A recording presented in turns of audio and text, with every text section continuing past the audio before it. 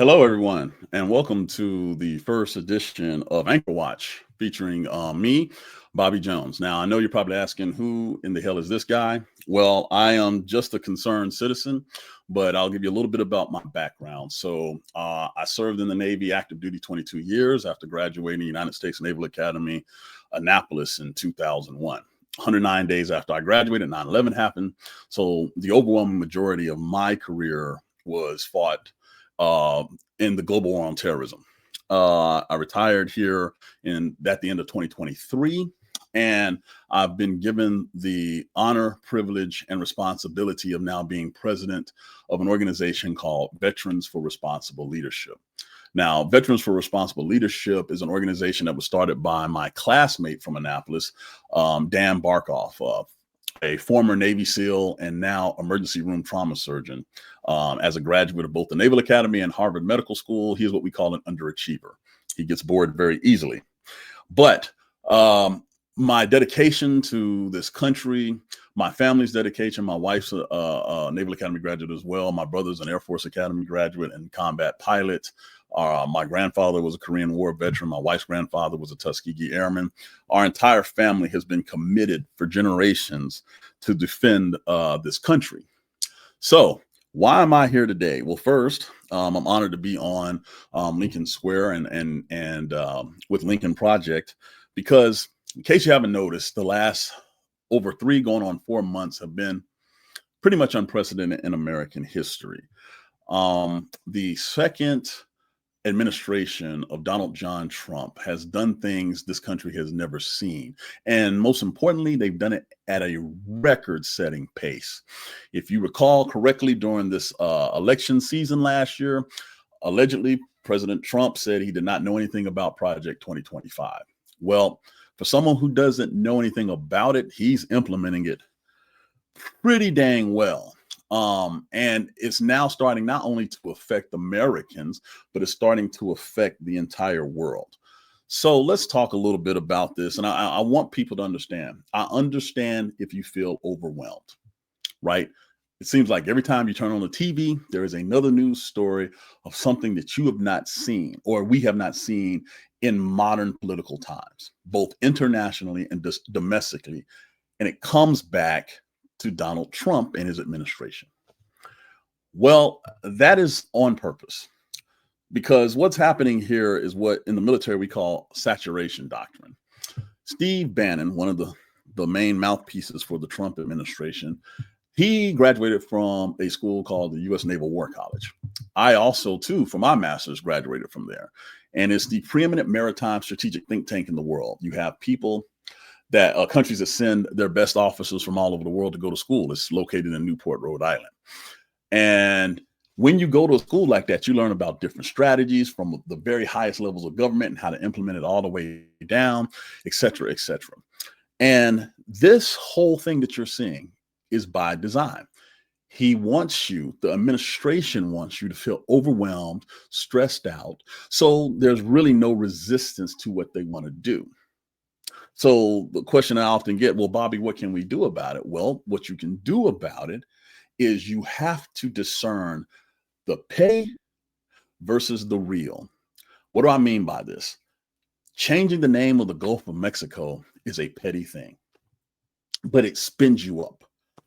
Meanwhile, while he's doing that, he's signing executive orders for ICE to go into schools, churches, wherever they want to deport people who may or may not be citizens. These things are happening simultaneously. So while you're getting ticked off and pissed off about this is happening, right?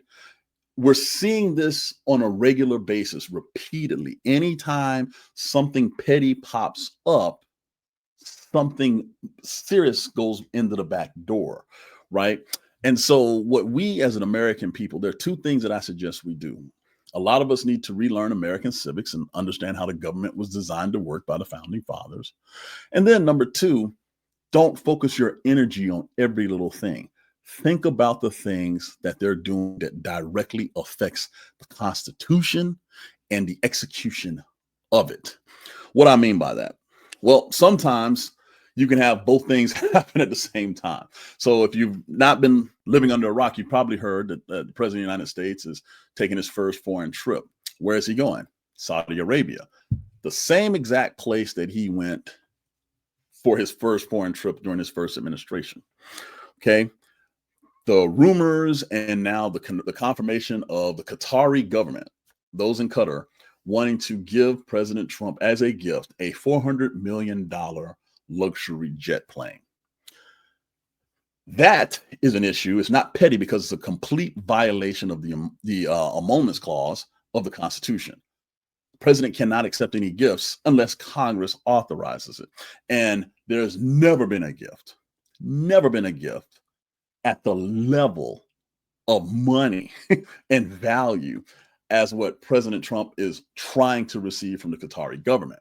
Now, outside of just ethical issues, and believe me, the ethical issues are there, and we'll come back to that. This walks into the rare territory of national security being compromised as well. All right. The United States does not fly people around, our government elected officials around, in foreign built gifted aircraft.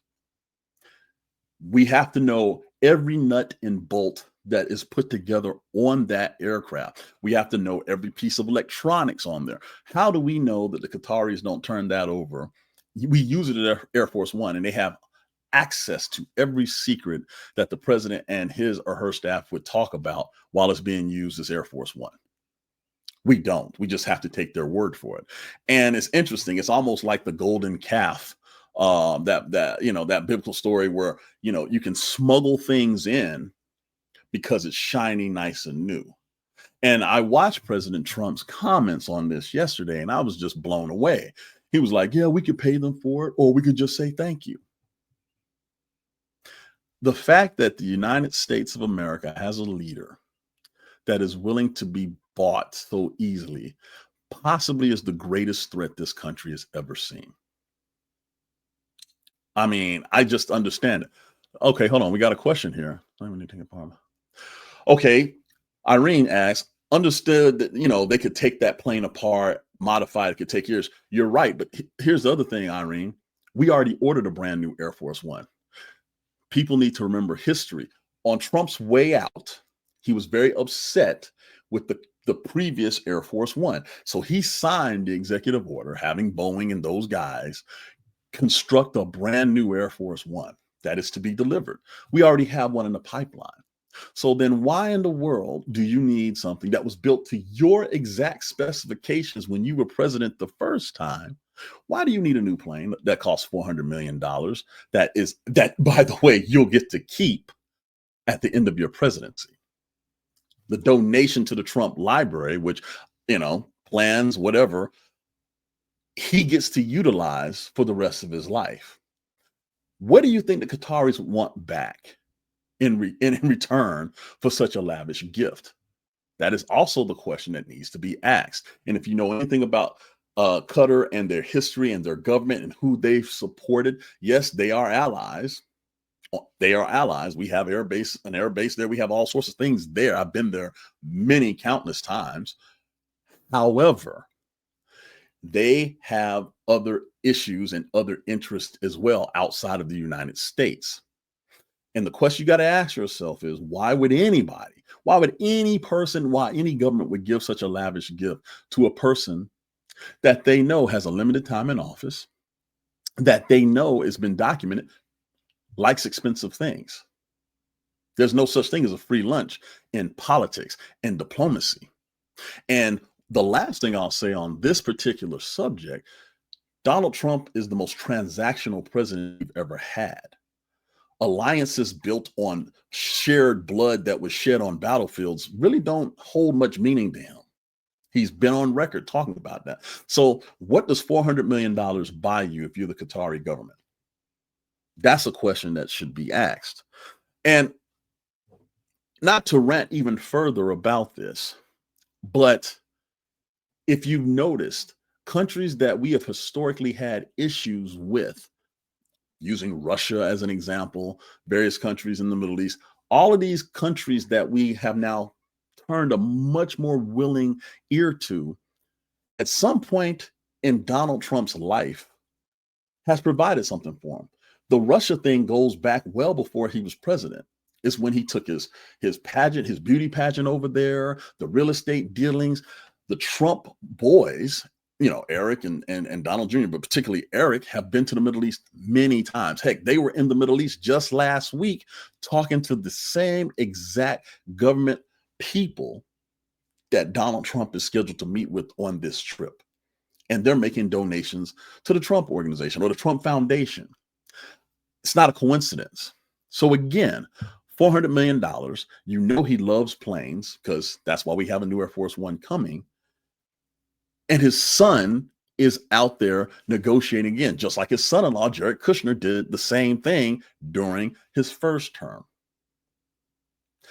These things are not just about him enriching himself, which is dead wrong, and from a leadership standpoint should not be tolerated, but national security. He's doing this in the same area where United States Navy ships have been under constant attack for the last few years.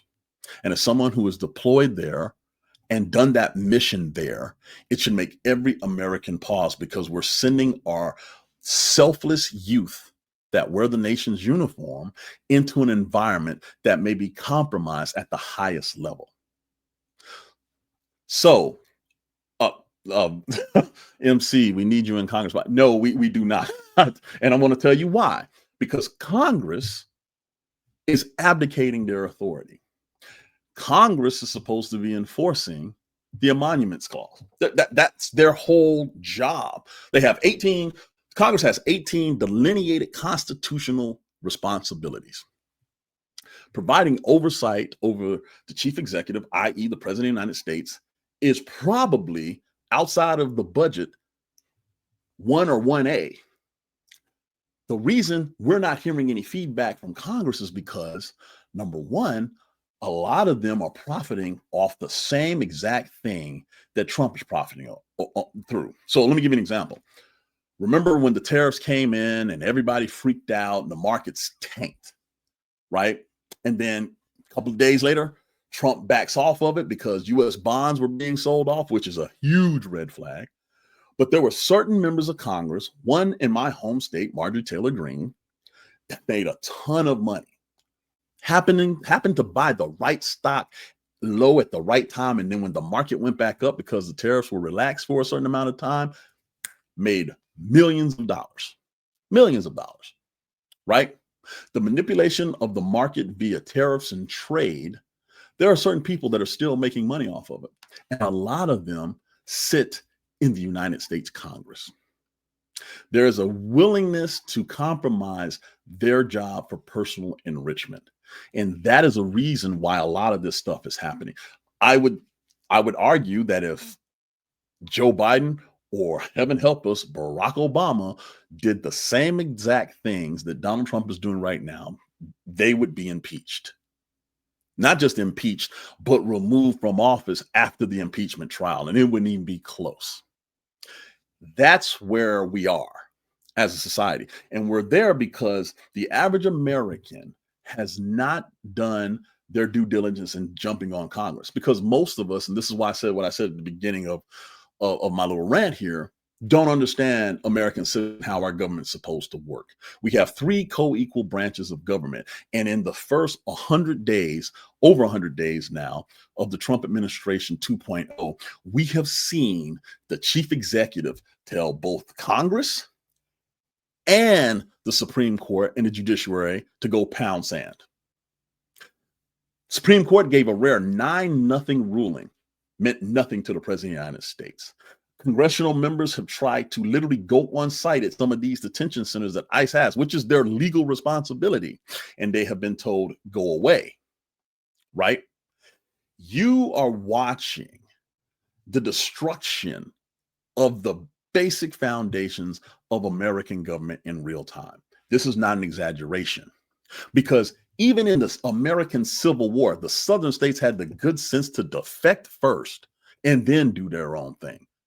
We have never, in the history of almost 250 years of this thing we call the United States of America, seen the repeated blatant disregard of the other 2 branches of government by the chief executive. We've seen clips. Andrew Jackson, FDR tried to pack the court. These little blips, but we've never seen it put together as a cohesive strategy. A strategy of ignoring the other branches of service. And finally, when you look at the polls that have happened, even people that voted for Trump, there's regret. Now, most of that regret is stemming from people's pocketbooks and 401ks. However, when you dig deeper, you're seeing the eradication of things designed to help society by a group of people that feel like they'll never need that help. Why should we care? So when you bring in a foreign national like Elon Musk to address these issues, the richest man in the world, stopping the poorest people in the world from being fed, that's a problem. Let's see, Lisa. So what do? I feel like there's no recourse. That's how they want you to feel. That's how they want you to feel. But if you're noticing something, slowly but surely, there is a tide rising. The town halls, there's a reason why certain groups of people have stopped having in-person town halls. They don't want to answer. The number one thing you can do is flood the switchboards of your congressional representatives. Number one. And here's the thing, have them justify. Just don't call and bitch, moan, and complain. Tell them, hey, explain to me, while we're talking about the plane in Qatari, the Qatari plane and all this other kind of stuff, explain to me this budget deal that was just hatched here in the last 48 hours by the Speaker of the House, how we're adding $4 trillion of debt and you're about to have $800 billion in cuts. Since the Trump administration has come in, you've seen cuts to Meals on Wheels, Department of Education, and people who don't know, Department of Education does everything from FAFSA loans for kids to go to college, to providing funding for special needs kids, to providing school lunch and breakfast programs for underprivileged kids. We are balancing these tax cuts. We are balancing these ridiculous tariff hikes on the backs of our most vulnerable citizens, right? So when you call your congressional member, Senate, representative, I don't care if it's your local county commissioner, make them justify what they're doing because they are not accustomed to being questioned. They really aren't. Most of us, we pay attention to the election right around, every 4 years. We'll sit there and pay attention, okay, starting maybe in September, October. But for the average American, if it doesn't directly impact your day-to-day life, we don't seem to care. And this is where we're different than some of our allies around the world. I was stationed in Japan for almost 5 years. And I can tell you from personal experience, you ride the trains in Japan, everybody's reading the news. Everybody's consuming information about what's going on, both domestically on the home islands and the rest of the world. We track celebrity news more than we do what's going on Capitol Hill. And they're relying on our collective ignorance to get away with this stuff. If you actually are able to sit down with one of your representatives and ask them pertinent questions, they're probably not going to have an answer for you. Because most of them don't read the bills. Their staffers may read the bills, but they don't. What they read are talking points, right? And so by repeating the talking points, and not understanding the detail, they try to sidestep the citizens they're supposed to represent. And then with the ignorance that they have, they will go in front of a nationwide television camera crew and try to pass themselves off as geniuses. I will use this as an example. Pete Hegseth, the Secretary of Defense, who is not qualified at all to be in that position. I'm more qualified to be there than he is. Okay? He repeats talking points. He does not want to talk about Signalgate, which any officer in the military would go to jail for if we did, right? He does not want to talk about the issues that the Navy's having right now in the Red Sea, in the area of the world where Trump is now going. He does not want to talk about the morale that's plummeting amongst active duty troops because you're erasing the history of people that went before. And I'm saying this because I have friends that are still in that can't speak up, that have texted me and told me. There's no point to doing it. As a matter of fact, here's the litmus test that I would ask all of y'all to ask. My Republican friends too, the MAGA people, whoever. Give me 3 things that Donald Trump has done since coming into office to unify this country? Give me three. Three that everybody sits there and looks at and be like, yeah, that makes sense. Or yeah, it makes me, proud to be American. I can't, but I can name many things that not only have ripped us apart, but have ripped apart alliances that are going on 100 years old. The fact that we speak harshly and coldly to our Canadian brothers and sisters, but yet support and pat Russia on the head as they're invading another country is absolute insanity. Absolute insanity. The Republican Party of just 15 years ago would never see this, but here we are. America won the Cold War over the course of 9 presidents, something like that, because no matter who was in office, Democrat or Republican, they understood there was something greater than their policies and just plain politics. And it's all been undone. It's been undone in less than 4 months. Do you think MAGA corruption will be a defining issue in the 2026 election? That is a very good question. I think MAGA corruption has been so desensitized that I think if the Democratic Party, who's trying to flip the House and flip the Senate, if they make that their central theme, they will get their asses handed to them.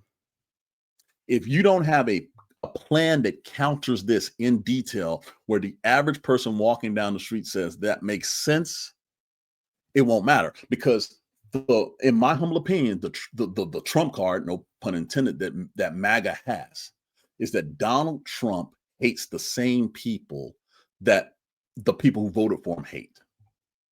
It's not about what he can do for them. It's about, does he hate the same people I hate, and will he go after them? Let that marinate for a second. This ain't about what Trump can do for you. It's about who can he punish. And he did not sugarcoat this during the election cycle. He literally said, hey, I'm your retribution. You want to get mad at everybody else? Send me back to the White House. And by golly, we did. And what was the counter to that? The counter to that, yes, there was policies that the Democrats put out, but the messaging, in my humble opinion, was late and did not emphasize what the Democrats can do for you. Not just, we're not Trump. There's a difference. And if you're trying to talk to a farmer that's in Iowa, that's out there 18 hours a day, right? You just can't sit there and say, I'm not this person. You better be like, what am I doing to make your life easier? And in my humble opinion, you have Democrats that have thought way above the average person's mindset. They're policy wonks. They see the numbers, blah, blah, but they don't walk the streets.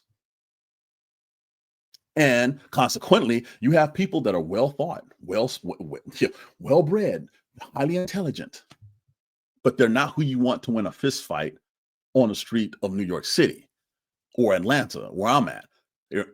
And that is getting to the core of why Trump, in my humble opinion, one of the many reasons, because there are many, he won. So I would love to be more optimistic, but until I see some central messaging, I'll ask you guys a question. Who is the de facto leader of the Democratic Party right now? I'll wait. Who is it? If you're having to stop and think, you have a problem. We have a problem. It's sort of like in football when they say you have 2 quarterbacks, that means you have no quarterbacks. That is the type of issue that we're dealing with here. And to be completely honest with you, because the old guard wants to hold on to power for so long, the Schumers, the Pelosi's, that whole clique, until new reinvigorated leadership steps up, how's 2026 going to be any different? That's just kind of where I'm at on this. So, all right, let's see. We got a couple of minutes here for questions. I wanted to say the last 5 minutes for any questions. Janet, thank you for your service. Janet, I took an oath. All of us that were put on a uniform took an oath, and I get this question a lot. What's to stop the military from running in the streets and this, that, and the other? When you enlist in the military, if you go as an enlisted person versus an officer, there are 2 different oaths, and both of the oaths have to defend the Constitution against the United States. Defend the Constitution for the United States against all enemies, foreign and domestic. The enlisted has, and to obey the orders of the president and the officers above me. The officers, though, do not have that clause about obeying the president in there, because the officers are supposed to be the last sanity check against the tyrannical commander in chief. We say we take this obligation freely without purpose of mental evasion, et cetera, but we don't say the president. So if an unlawful order is given to an officer by the president to execute, it is he or her duty to deny that order, right? And the other thing, the reason I'm still doing this is because the oath that we took, it doesn't have an expiration date. So yeah, I've taken off the uniform here for a couple of years, but I'm still willing to fight for my country against all enemies, foreign and domestic. And as someone who fought the global war on terrorism and fought against terrorists all over the world, I never thought the fight of my life would be against an enemy domestic. What do you think about the military? This is from TQs. What do you think about the military parade he wants? So I appear on Midas Touch Network once a week. And me and my buddy Dan Burkhoff, we had an episode recently about it. We think it's the dumbest thing we have ever seen. First of all, if you're in the military, you hate parades. That's a secret. It looks cool to civilians, but military people hate it. You got to stand around for hours at a time waiting to march off. You got to have your uniform inspected, et cetera, et cetera. But the reason American military hates parades is because we don't like showing off. We like going to work. We'll do it for special occasions, winning World War II. Or I remember Desert Storm when everybody came back. It was like the hero's welcome that the Vietnam vets never got. I came back home from global war on terrorism, no parade in sight, right? None. We don't do that because we don't have to brag. Theodore Roosevelt said, speak softly, carry a big stick. That has been a mantra for the American military at least since World War II. But this is about ego. This is about a man that dodged the draft 5 times, wanted to be validated by people who he's just not a part of because he was too scared to do it or too selfish to do it or whatever reason he was to do it. He was a supposedly pretty good high school baseball player, pretty damn athletic, plays golf all the time, even to this day, but magically had bone spurs to get his 5th deferment. The first 4 he got because he was in college. And there were other people that went instead of him, right? So I think that eats at him. I think he calls us suckers and losers because he just never was a part of it. His brother, served in the National Guard, and he was ridiculed so bad he drunk himself to death by the other men in the Trump family. And now he's trying to get rid of Veterans Day. He wants to have World War I Victory Day and World War II Victory Day. We have those. And it's so funny. I see you saying bone spurs. Look, if I had $1 for every ailment I had while serving 2 decades in the military, man, I mean, dude, you can find excuses not to serve, especially when you don't want to. And for those who are serving, for those who raise their hand and say, I'll go, they expect us as civilians to elect leaders that understand what that sacrifice represents. And it's very hard to do that when your entire life has been only about you, and only you, right? So I think he tolerates the military and he uses us as a backdrop to show that he's tough when he feels cornered. And he wants this parade because he saw the Bastille Day parade in France with President Macron, which, that's their Independence Day. But he's talked to Kim Jong-il. He's talked to Putin. They have these parades to show that they're real tough, strong people. And he feels like he's lacking. There's no other question. I mean, why would you try to get rid of Veterans Day unless you have some psychological issue with people who wore the uniform being recognized? Let's see. What do we got? So it keeps me out. You've been heard, helping like me who want to do the same. Well, Janet, that's very nice of you to say. But I'm going to say this: you guys who follow, Lincoln and various other groups, you're the hero that we're waiting on, man. Like, look yourself in the mirror. You're the hero that we're waiting on. Do you think this country was established by people that were warriors and this, that, and that? No, it was established by people who wanted better, that were concerned and said, what can I do? America is nothing more than the culmination of selfless volunteers. Are we perfect? Hell no, not even remotely close. But we have a system that allows us to get better over the course of time. And the thing that I will say as I sign off here is those of us that are voting age, what are we leaving the youth, our kids, your future grandchildren? What are we doing? Is this what you want, where our grandkids will have less rights than you currently enjoy? Where they feel like no matter what they do, they will probably have to deal with someone being completely wrong to them because this person has more money or has more power? Is that what we're trying to do? We got to stop feeling sorry for ourselves, and we've got to start moving forward, starting with your elected representatives. They work for us. Hold them accountable. That's really all I got. Please, if you're bored, my podcast, our podcast with my boy Dan, is on Valor Media Network on YouTube, called The Gedunk Show. And like I said, please go by VFRL .org, Veterans for Responsible Leadership.org, and learn more about what we're doing there. We are all about restoring integrity to leadership at all levels of government. That's what this is about. I appreciate you, and hopefully I'll see you next week. Thank you.